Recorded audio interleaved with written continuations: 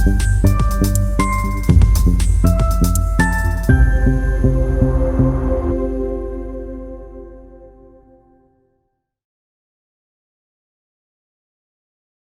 CELTIC-NEXT is a Eureka cluster.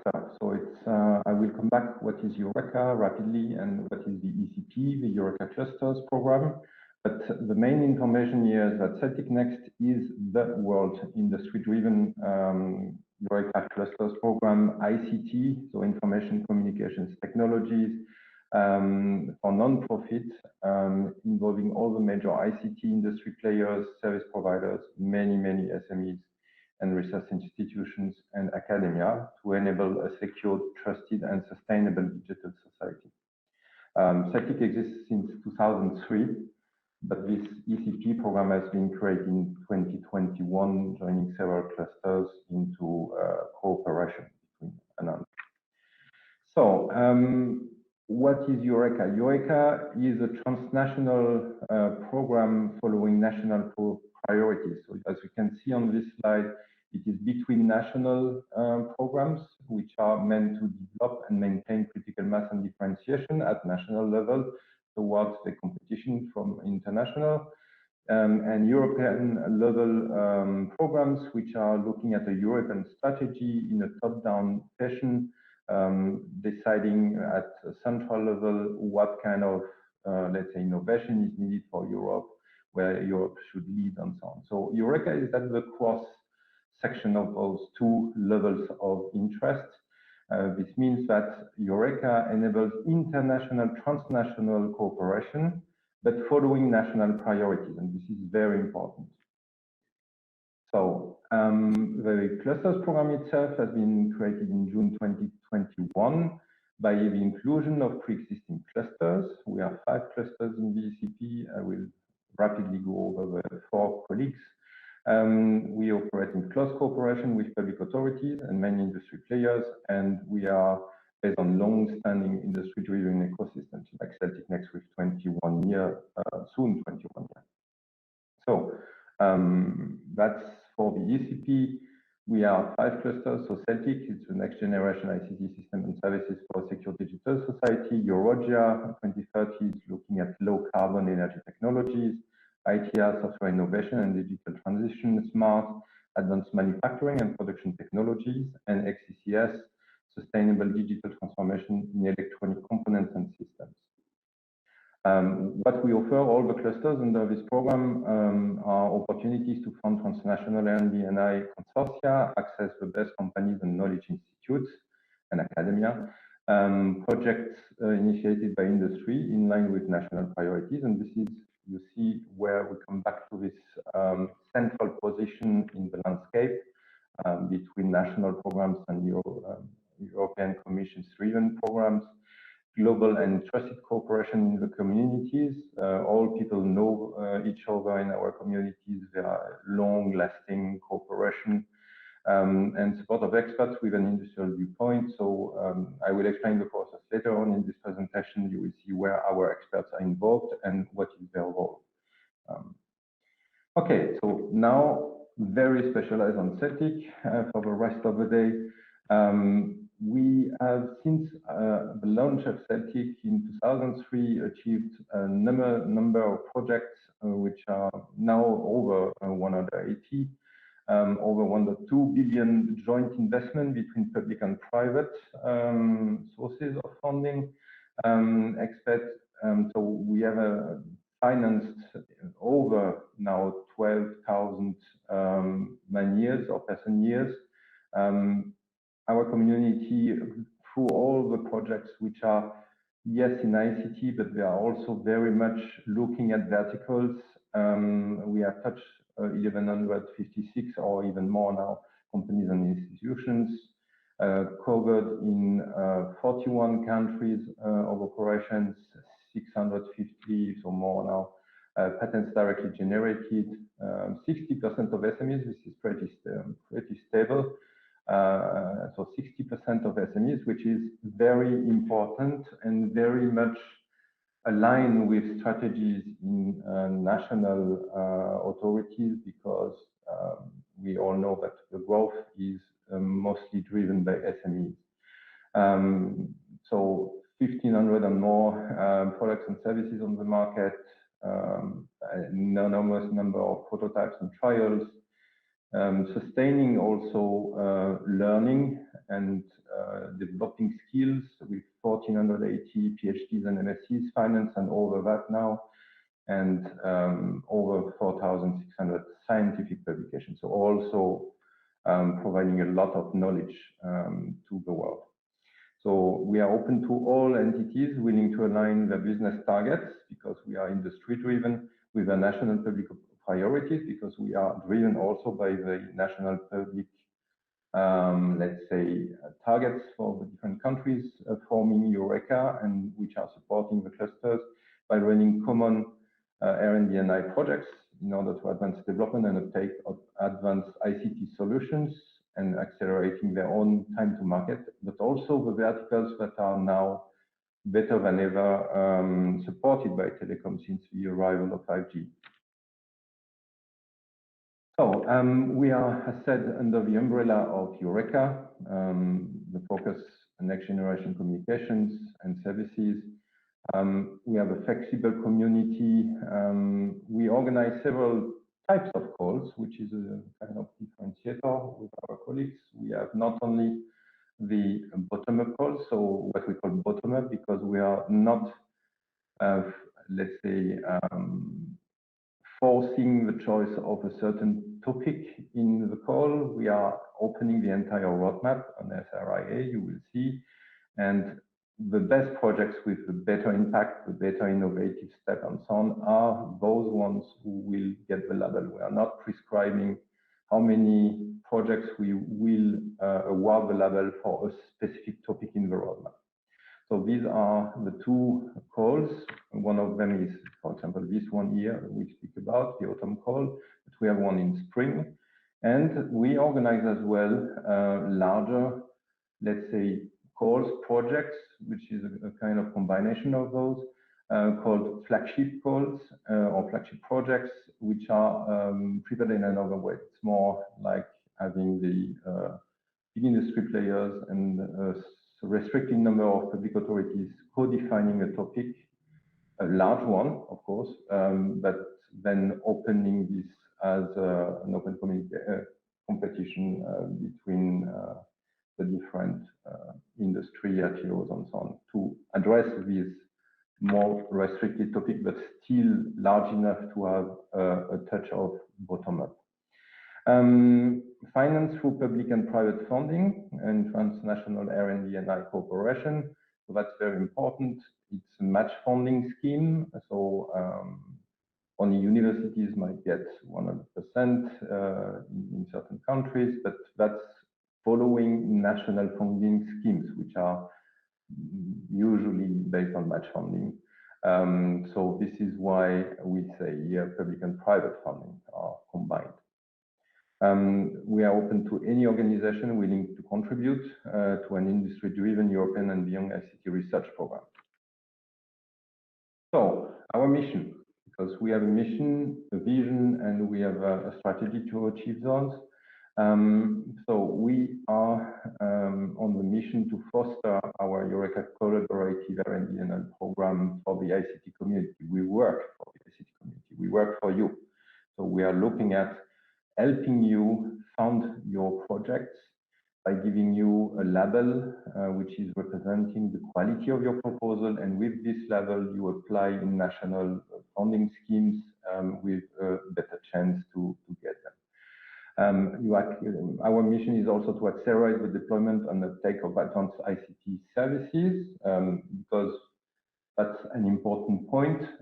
When our community is defining a new technology, new standard, and so on, it takes time to be adopted. And this kind of time, short time to market program adds a lot those technologies to be deployed faster and adopted faster by a larger public.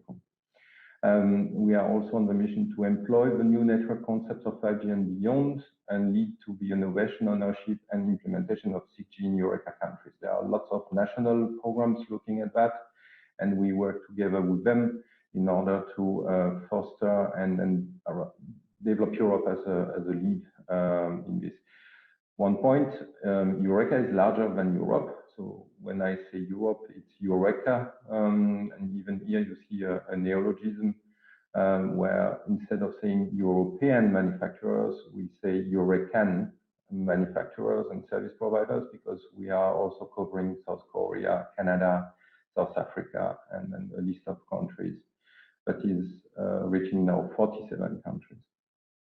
So the strong ambition of CELTIC-NEXT is therefore to assist European national authorities, European industry, and European societies, make them access to social benefits, because there is introduction of technology should always have a societal positive impact and not negative impact. Therefore, we are looking at making the European societies access to social benefits, competitive advantages, commercial returns, by being at the forefront of those new digital era technologies and applied for the society.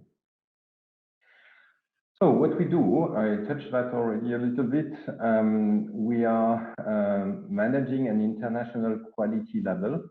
We are not, CELTIC-NEXT itself is not distributing funding. We are helping, assessing your proposals with our experts to attribute you a quality label on your proposals. And with those quality labels, you are in a position to get the national funding and get also, after the project, the award of being a high quality project, which helps you for the next steps.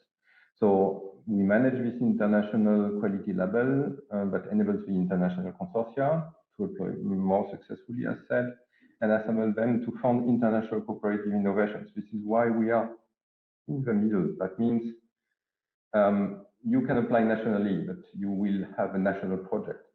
If you want to collaborate, either you go for a competition under the European Commission, and then you have to follow the strict guidelines, the number of projects in this topic, and so on, or you go to CELTIC under Eureka, and then you can assemble different countries who have an interest to cooperate at the industry level and are supported by the national authorities. So we are organizing those bottom-up calls, so spring and autumn. I touched about the flagship projects and open calls attached to them. And then we are also, because now since 2021, clusters are working together on, let's say, combining our communities for certain topics in order to get more innovation even. We are working on Eureka ECP joint calls, as we call them, where multiple clusters can work together on the same topic. There were some projects like that with, for example, sustainability call or AI calls in the past. So our community. So our community is organized with a core group, which are core companies, like a board of directors, if you prefer, looking at the global strategic orientation of the cluster and the label. This is called the CELTIC core group, and you have 21 companies and research institutes involved. You can see big names there. And we are, with this core group, we are also helping those 1,150 and more community members who are running projects with CELTIC. This serves as well as an input to our mission, vision, and roadmap document that is normally established for 4 years. So before it was 8 years, but since CCP we are doing 4 years by 4 years. And we are providing this document on our website. This is also, I will make a deeper dive into this one in the rest of this presentation. We are not isolated. We are having some agreements with very well-known, let's say, organizations like ESA. In 2021, we signed an agreement with the European Space Agency because we are preparing together a range of projects / more calls about non-terrestrial network and terrestrial network convergence. And we have signed as well an MOU with the 6G SNSIA in order to be aligned together with the industry part of the Horizon Europe program and SNS program. So we are enabling then through those agreements knowledge exchange and SRIA SRIA, so strategic research innovation agendas, cross contributions. We are leveraging funding schemes across TRLs and topics. Some of those programs are providing, let's say, early funding for lower TRLs, technology readiness levels, so like at research level, pure research level, and we are more in the applied research slash for the product level.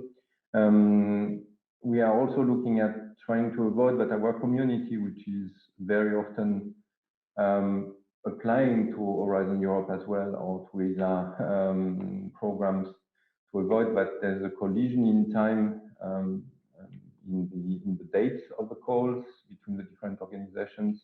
And we are working also on the fact that we can help people who have placed a low TRL project to move on the TRL scale and helping them to achieve a TRL that is compatible with future commercialization. So typically, we'll come back to that, but a project proposal in CELTIC should, let's say, develop to a TRL that makes possible a commercialization of what has been done in the project after 3 years after the project's end. So if you take the T0, a project of 3 years, we look at a commercialization 6 years after the T0. So this is the target of our work. And then we are offering innovative entities the full panel between top-down programs and bottom-up spaces for their collaborative projects. Okay, so that was for the situation of CELTIC, where we are, with whom we work, and so on. And here we have two parts on this slide. We have the strategic roadmap, which is just let's say an extract of a roadmap made in those little boxes. In fact, we have 3 levels, let's say 2 levels. We are looking at basic technologies in those ICT technologies, but this is not exhaustive, what you see on the screen where I'm moving my mouse. And we are looking at develop those basic technologies in order to support the digital society, which is made up of those upper side blocks like digital education, e-healthcare, smart transport, manufacturing, logistics, agriculture, and so on, which are also not exhaustive as end services or end sectors, vertical sectors, and so on. To do that, we have this SRIA document, so this mission, vision, and roadmap document, but we are also aware of rapidly changing things and also priorities from public authorities. I will come back later on in more details to that, but you have a list on the right side of topics of interest, current topics of interest for some authorities and the industry. I will again come back in more details later on to this. So why? So we have a CELTIC DNA. So our, let's say, DNA for what has developed with the years, over 20 years now. So we are bottom up. Again, you are free to define your project proposal according to your own research interests. Are close to the market. So far, projects have led to more than 1,500 new or improved products and services.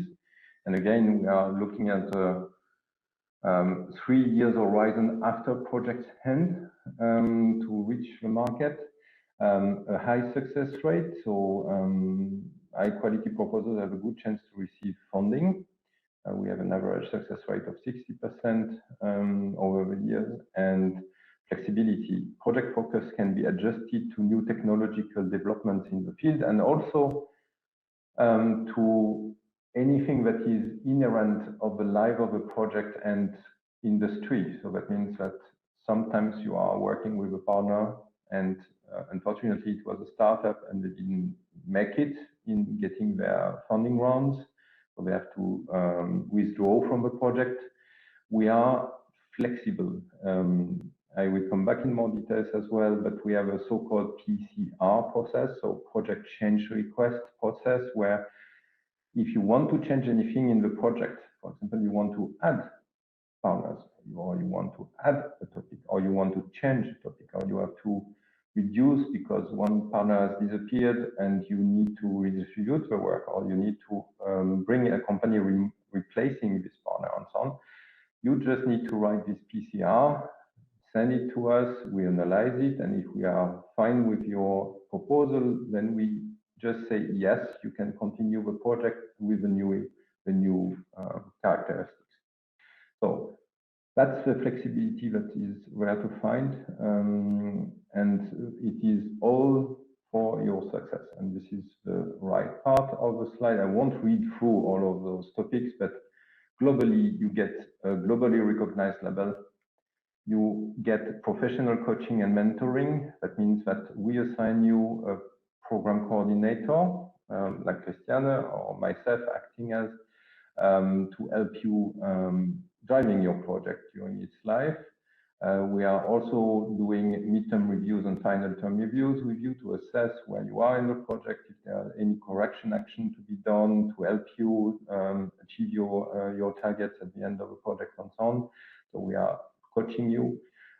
It's easy to access for SMEs, and SMEs can be made in touch with large industry in those projects. Sometimes it's difficult for SMEs to come into a project where large industry is, and vice versa. It's good for large industry to meet with SMEs that they might not know from before and that they may assess for their cooperation or later on for diverse commercial activities. We are a network of 45 countries, so we can let you in touch with 45 countries, 47 even now, since Chile, for example, has joined. Access to national funding, but for international cooperation and co-innovation. And there are many levels of possibilities for you. So you have benefits, opportunities. You will get the slides anyway, so you can read them through. Maybe it's not interesting for you to go through all of them now. As said, we are touching 47 countries now. They are on the screen, but more importantly, they are, if you click on the link below, you will have an interactive map where you can see who to contact in which country. For some of the countries, you have some of the schemes, funding schemes details already, and we can always assist you as the office. You just write to office@CELTIC-NEXT.eu, and we will provide you information to contact those public authorities and get more information. Concerning call process and timelines, we are now near to the deadline, coming on the 10th of November. But just it's a generic view of our process. On the top, you see that we have, sorry, I'm looking for my mouse here. We have 2 calls per year, so bottom-ups. The flagship are not in a regular base. It's decided to make a flagship when there's a convergence of industry and public authorities on the topic. So it's not a programmed thing. It's something that we are generating on the go. So the first call, spring, and the second call, autumn, they are following the same process with different dates, of course. And the current call is the autumn call 2023. It was opened beginning of July in our tooling. It was launched officially on the 7th of September. The Brokerage Day today, here in yellow. Deadline for proposals is 10th of November. Following that, there will be around 5 weeks of evaluation, both by our experts and the public authorities, who are already analyzing that before giving the label. And we will have a meeting in December in order to decide about the labeling of the different proposals, and the notification will be done by end of the year. There's an interactive map of Celtic calls and projects that you can find on the website. So you have all the URLs here. If you click on each of those boxes, you will have a short explanation and a link to better understand the information and get more information about each step. This is the same, but in bigger. So again, just go to our website and you will see by clicking all the steps what you need to do. So what we are expecting in our typical bottom-up projects or bottom calls, we are looking for projects with different criteria. So partners, countries, budget and duration, market and tech value chain. So first, about the partners. We are mid-sized projects in our bottom calls. That means that we are looking at projects that are between 4 and 15 partners. The type of the partners, large industry players, SMEs, RTOs, academia, public bodies. A project has better chances if it's led by an industry player, either large or an SME. It is also accepted to be led by an RTO, but we are industry driven, so it's more difficult to label a project that is led by academia. So there are some examples, but the majority of projects that we have labeled were led by a large industry player or an SME or an RTO. RTO being the limit, let's say.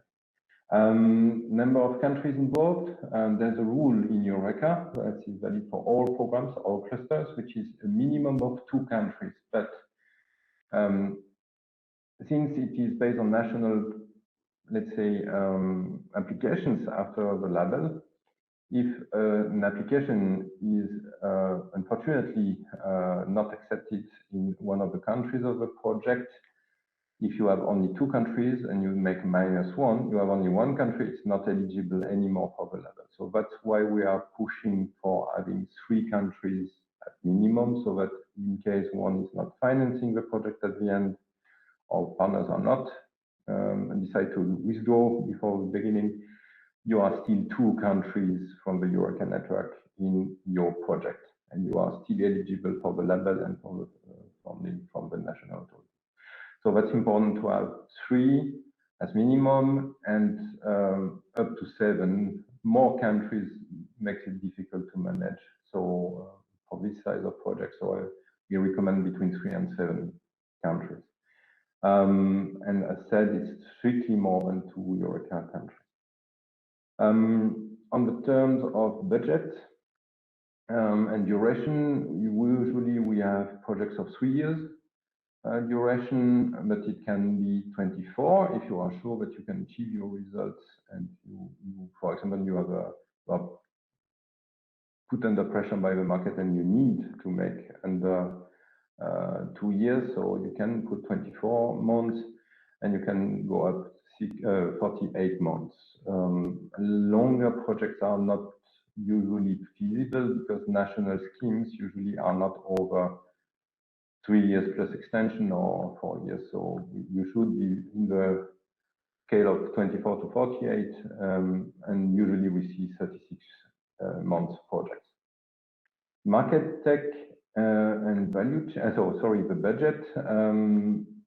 Please do not make projects of 1 million and so on. It's difficult for us to attribute you experts and so on on this base. We have not the capacity to run tens of small projects, so we are looking at projects that are ranking from 3 million typically to 15 million. It can be larger. If you are a little bit under 3, we can of course look at it, but we really push for 3 to 15 million. Larger projects are more of the size of flagship, and then we can consider that in the discussion. But we have projects up to 20 million, but they are rare as bottom-up projects, and usually we are between 3 and 15 million. So market and tech value chains, what we are looking at here is a full end-to-end technology value chain to demonstrate the full end-to-end services you want to develop in your project, and the full market value chain representative partners on board to demonstrate market impact relevance. So It's always easier to get the label if your consortium includes end customers of what you are developing, because we are sure then that the requirements are coming from the market, and not you are not making a technology push only, which is not compatible with the philosophy of being industry-driven and market-oriented.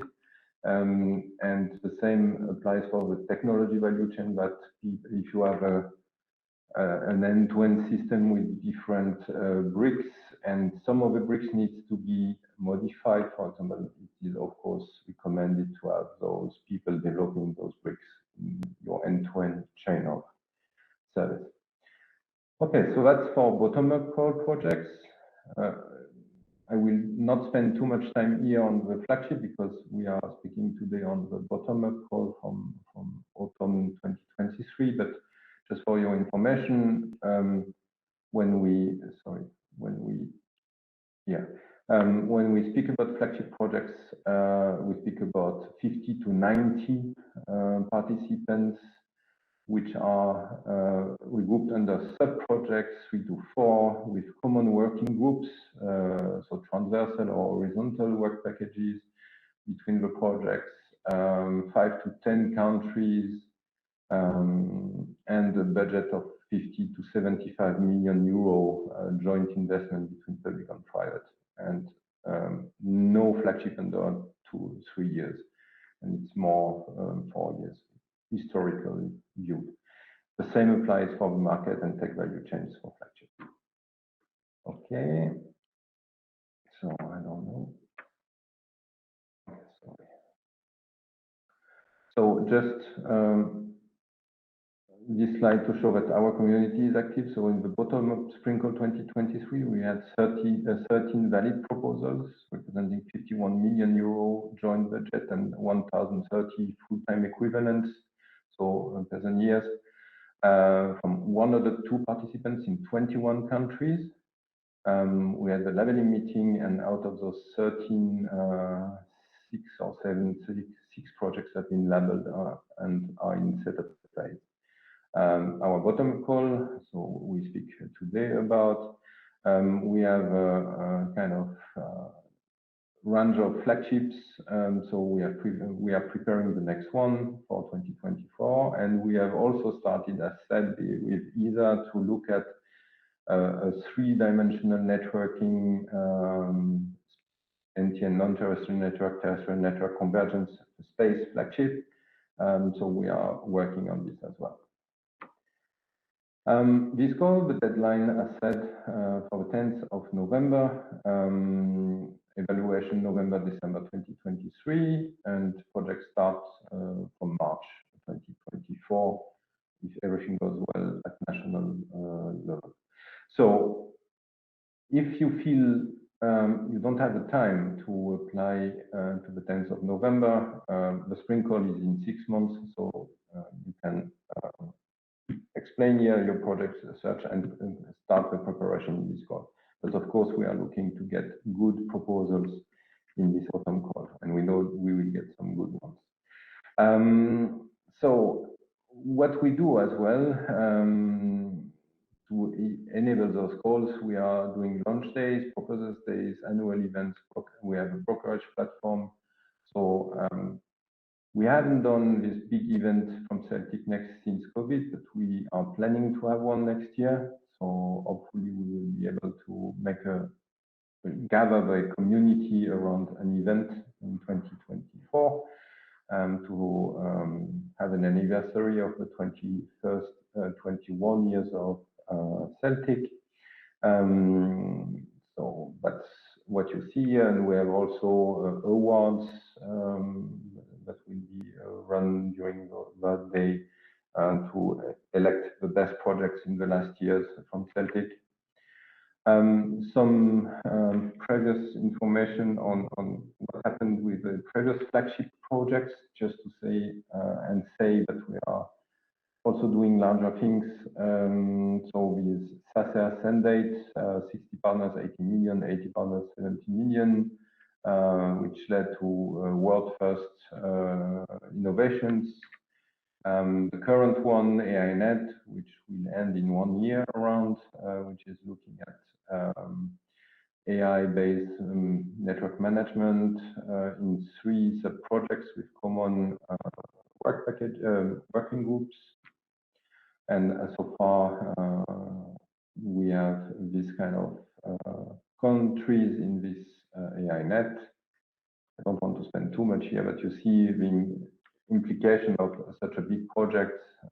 There are over now 200 publications, 60 talks, and 100 PhDs and so on. So it's a very huge project and very impactful. So proposes Brokerage days as we have today. So as said, we have the conference, which is more like what I'm explaining now. We don't have a keynote today because the person was not able to at the end to do it, and we prefer to give more time to the public authorities and to pitch sessions and explaining more in-depth things that will help you to provide us a good proposal. So this is the conclusion of the very first part of this presentation. So join the CELTIC-NEXT community, get an international level which is recognized. Don't be restrained to a specific limit in your innovation project. It's bottom-up. Get a larger visibility for your collaboration, gain commercialization channels by mixing large industry SMEs and RTOs. Accelerate your time to market and collaborate easily outside of Europe. You are not restricted to Europe. We have Turkey, we have South Africa, Canada, South Korea, so interesting countries. So this you saw already, sorry. So it's more details about the roadmap. So you can access this strategic roadmap by clicking on this link in the presentation later on. And we have, sorry, my computer is reacting bizarrely. Okay, now, we were asked when we regrouped into the ECP program, we were asked to classify our, let's say, SRIA in some, let's say, categories, like future needs of the end users, so high-level fields of application. So you see, we are looking at the society. So that means we are looking at human-centered technologies and services for an augmented life experience. So we look at digital divide elimination, smart regions, cities, buildings, homes, smart transportation, smart tourism, sustainability and efficiency of smart energy grids, public safety and crowd control, e-health and care, users in control and trust of offered services, digital support for education and remote education, digital media, gaming, sports, culture, entertainment, remote working and nomadic working, digital nomads, and we are seeing with COVID how important it is. So these are the human-centered technologies and services. And again, this is not exhaustive, it's just indicative of what we are welcoming as, let's say, societal, impactful technology and services. We are looking at the full industrial digitization and support of vertical industries, so like digital enterprises, private networks for smart manufacturing, smart logistics, geolocation, IoT networks, smart agriculture, future financial and finance tech, ICT support to third-party AI-based applications, not only ICT using AI, but also AI, ICT supporting AI in the future, because if AI develops as it is forecasted, you will have to support AI also through ICT and through networks. So connectivity, grid, telecom infrastructure as a fourth utility, like energy grids. So making the telecom infrastructure and the connectivity grid robust, resilient, and so on. And future use cases, looking at holographic teleportation, world real-time synchronous digital twin. And the list is short here, but there are many futuristic use cases that are emerging with the, let's say, pre-definitions of 6G, and you can add those use cases from 6G in this column. Because yes, 6G is a new generation, it's a new G, but some of the, let's say, innovations around 6G can be introduced earlier than waiting for 3GPP release for 6G. So future needs of the end users, but seen as the main technical areas of research. So ubiquity and pervasiveness. I think all of us have a problem that we don't have the network connectivity as we would like to have. So what can be done to increase ubiquity and pervasiveness of connectivity? So at urban level, suburban, down to the rural level. And rural, this is where satellites are coming in, for example, into the home of education and remote working, for education and remote working. What happens in case of a new pandemic? We need to have a good answer to that. One identity for seamless experience, not having, it's an old topic, but by the way, there are new possibilities. So it is worth to have a look into projects for this. Smart regions, cities, buildings, homes, as we have seen before, but this is also a ubiquity problem. Private networks, neutral hosting, for example, in that case. Dynamic capacity following people's mobility in normality or in crisis, pandemics, major climate events, as we have seen recently. Highly precise positioning, that's good for logistics. And so mobility of people and goods, I should even put here. Edge computing, Open RAN, virtual RAN, and slicing. These seem to be all terms, but you might have seen it's not really deployed, it's not completely adopted, and this is where our role also to make those technologies adopted, because there's a service behind that people are happy to acquire or to receive. Automation, reliability, transparency, cognitive operations, extensive monitoring, big data analytics, artificial intelligence, ICT supporting large and intense AI, ML, deployment for verticals, connectivity, processing, data storage, and so on. Transparency or imperceptible latency, protection and trust, cybersecurity, identity management, and holographic transportation, real-time synchronous digital twin, holographic media teleport, multi-sense networks, time-engineered applications, time-sensitive networks, and so on. So this is both areas of technology, and I won't go one by one to those ones. You will have the slides anyway. So we are looking at technologies, enabling technologies that have to be mastered. So in order to enable all what I have said before, we need to work on this beyond 5G, from 5G to 6G, wired and wireless industrial ICT critical infrastructure as a utility, the critical connectivity grid, space dimension enabled by 5G, beyond 5G, 6G. So SAT enabled 5G, beyond 5G, 6G, Earth mesh networks, for example, including oceans, multimodal SATs, avionics communications, distributed and smarter networks, deeper edgeification of distributed collaborative hierarchical AI/ML, multi-purpose adaptable networks, and so on. There's a long list of underlying technologies which are under development but not mature, and still needing quite a lot of research, development, and innovation projects to get to the market.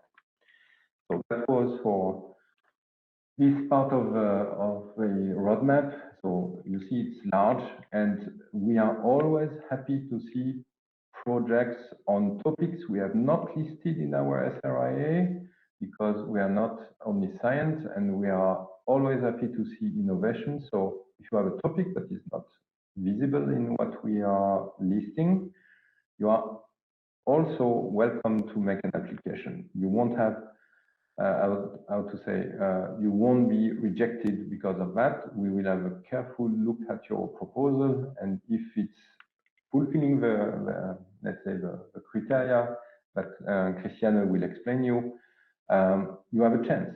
You have a good chance. So under the bottom-up topic, but the entire roadmap is open for your projects. We have also some indications by call from countries that are looking at specific topics because they know that we are opening or they will open a national competition on certain topics. They are indicating those ones to us, and we propagate this information to you because that's good if your project is also following a national call, because this is where you will have to apply once you get the label. So from what we collected from our colleagues from the public authorities, we, CELTIC, from the industry point of view, and the countries are also looking for the calls this year at non-terrestrial networks and terrestrial networks convergence. It's not because the flagship is not already started, but you can't propose a project in this topic. You will be then attached to the, let's say, working groups run by the flagship in the future. So you can already apply with those topics. Digitalization of the economy, thanks to ICT technologies, clean growth, remote health and care, which is a very important topic in CELTIC. We have good projects in that field, lots of projects in that field, and it's a very important, of course, topic. ICT for Industry 4.0 and logistics, critical communications for emergency and rescue services, critical infrastructures and cybersecurity, Open RAN, private networks, and of course, you can combine those topics together. So you can have a private network based on an Open RAN to run an hospital with care and health. Okay, remote is in that case a little bit different. AI for ICT and networks, including radio massive MIMO, Open RAN RICs, and so on. Consumer IoT and industry IoT, both are interesting us and the countries. ICT technologies for metaverses, but how I could qualify that. I'm not speaking about fun metaverses, I'm speaking about here serious. If you have gaming and serious gaming, so you could have a comparison with metaverse and serious metaverse. So metaverses for the industry, metaverses for hospitals, for surgeons, for very different, let's say B2B, and less for gaming. But gaming is also a potential topic. But okay, we are looking here at positive societal impact. And 5G advanced and 6G topics like sensing, location, and so on. So these are topics of interest. If your project is not touching one of those, it's also not a problem. Again, this is just because we know that in certain countries, those topics will be in some national calls, and it will be faster, easier to get the national funding if you are addressing those topics. Okay, so I'm done, and thank you.